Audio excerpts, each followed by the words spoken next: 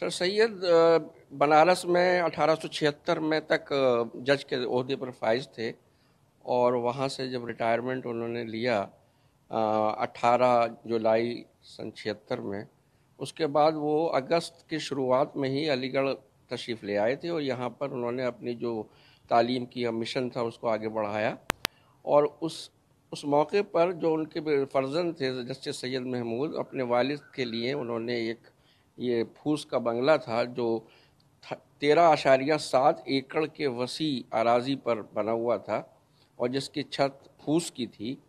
پھوس بنگلہ تھا یہاں پر. یہ اس کو خریدا 6,000 روپئے میں، اور اس کو بہت خوبصورتی سے آراستہ کیا گیا. اور پھر سر سید اسی ہاؤس میں، جو اب سر سید ہاؤس کے نام سے جانا جاتا ہے، 22 سال تک قیام پذیر رہے.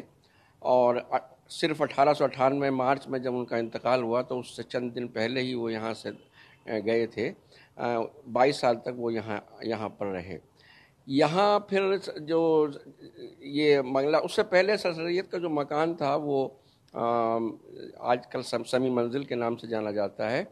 وہ جب سر سید نے 1869 میں انگلینڈ کا سفر کیا تھا، اس وقت انہوں نے اس کو گروی رکھ کر گئے تھے اس کو خرچے کے لیے، اور بعد میں انہوں نے اس کو مولوی سمیع اللہ خان صاحب کو فروخت کر دیا تھا، جو آج کل سمی منزل کے نام سے جانا جاتا ہے. اور تصویر محل کے پاس، اور جو طبیہ کالج کے سامنے کی پیچھے کی جو جگہ ہے وہاں پر وہ مکان واقع ہے.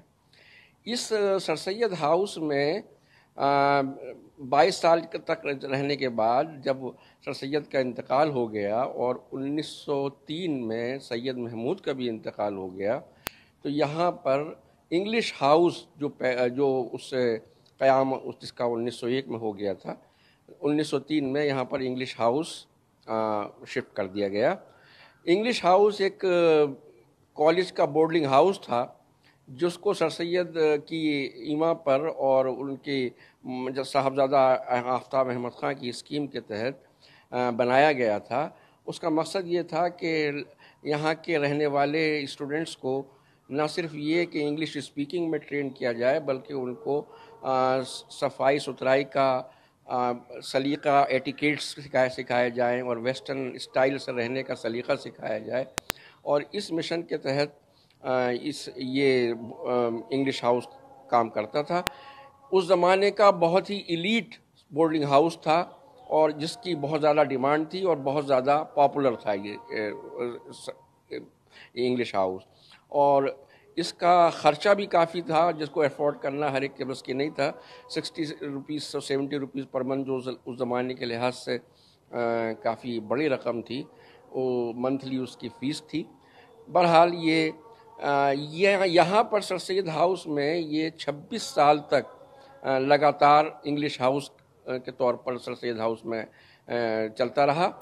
اس کے بعد جب روس مسعود کا وائس چانسلر کی حیثیت سے تقرر ہوا ہے، انہوں نے اس وائس چانسلر کی حیثیت سے اپنی رہائش کے طور پر سر سید ہاؤس کو پریفر کیا.